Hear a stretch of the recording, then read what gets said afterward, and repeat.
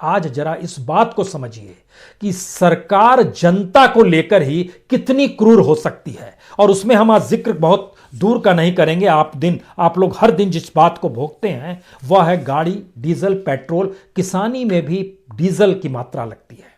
और आज जब हम आपसे बात कर रहे हैं, सबसे ज्यादा पेट्रोल की कीमत मध्य प्रदेश में है। अगर आप भोपाल, इंदौर देखिएगा तो पेट्रोल वहां पर 93 रुपीज लीटर है। राजस्थान में 92 रुपीज लीटर है, 92 प्लस सम पैसा। मुंबई में 91 रुपीज प्लस सम पैसा पेट्रोल का कीमत हम बता रहे हैं आपको। चेन्नई में 88 रुपए 60 पैसे, दिल्ली में 85 रुपए 11 पैसे। यह पेट्रोल की कीमत है। डीजल की कीमत भी 80 पार हर जगह है।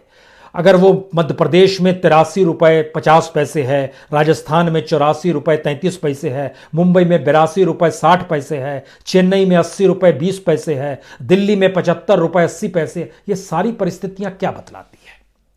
आप कहेंगे पेट्रोल डीजल की कीमत बढ़ गई है। सवाल ये नहीं है। आज जरा इसको समझने की कोशिश कीजिए कि सरकार की संवेदनशीलता जब जनता के साथ ही नहीं है, देश के नागरिकों के साथ ही नहीं है, और 10 गुना ज्यादा पेट्रोल डीजल पे एक्साइज वसूला जा रहा है।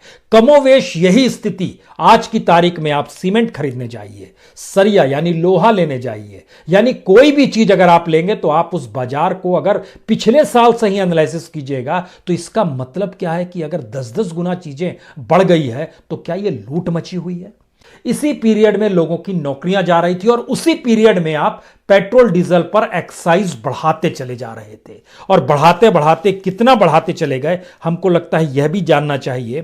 क्योंकि जब यह सरकार, सोचिए 2014 में जब आई थी, जब मनमोहन सिंह सरकार थी, उस समय पेट्रोल पर एक्साइज लिया जाता था 9 रुपए 48 पैसे प्रति लीटर।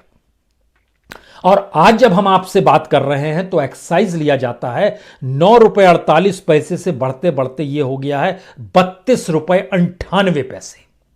डीजल पे तब लिया जाता था 3.5 रुपया एक्साइज, जो सरकार के पास आता था 2014, 2020 में, 2021 में। आज जब हम आपसे बात कर रहे हैं ये 3 रुपए 56 पैसे से बढ़ते बढ़ते 31 रुपए 83 पैसे तक चला गया।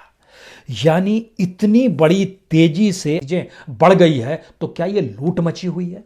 यह अजीबोगरीब परिस्थिति इस देश में यूं ही नहीं बनी है। हमें लगता है कि आज आपको इस चुनावी स्टंट के भारत को समझना होगा, पढ़ना होगा।